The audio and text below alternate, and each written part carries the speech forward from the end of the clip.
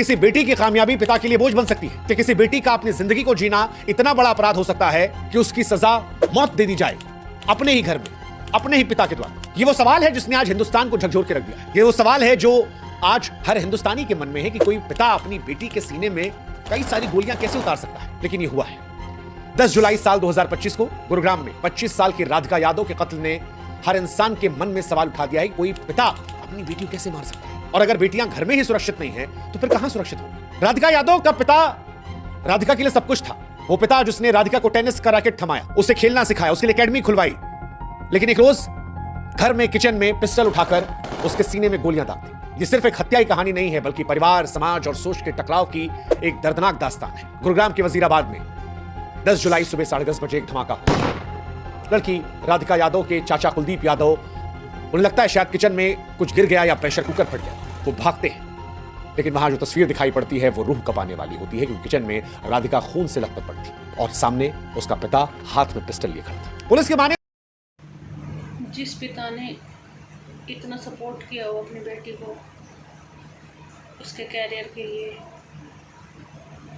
आखिर वो ही पिता लोगों के तानों से तंग आकर या इरिटेट होकर अपनी बेटी की जान कैसे ले सकता है।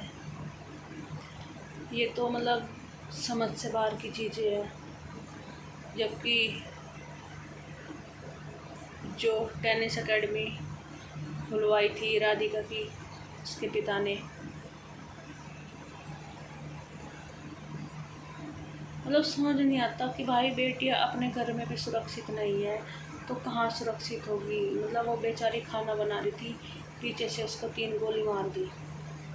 3 तो उसकी पोस्टमार्टम रिपोर्ट में आई है, जो है कम से कम 4 या 5 गोली मारी है उसको। क्या गलती थी उस बेटी की। और एक पता है मीडिया वाले, न्यूज़ वाले, भाई उसका मतलब वो बेचारी चली गई, उसका अफेयर चला रहे हैं न्यूज़ में।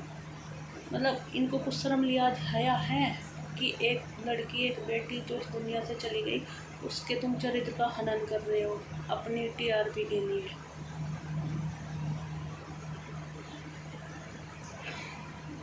सच में ही कलयुग आ गया है दोस्तों। कोई कहीं भी सुरक्षित नहीं है भाई, ना घर में ना बाहर, स्पेशली बेटियां कहीं सुरक्षित नहीं है, ना अपनों से ना बाहर वालों से।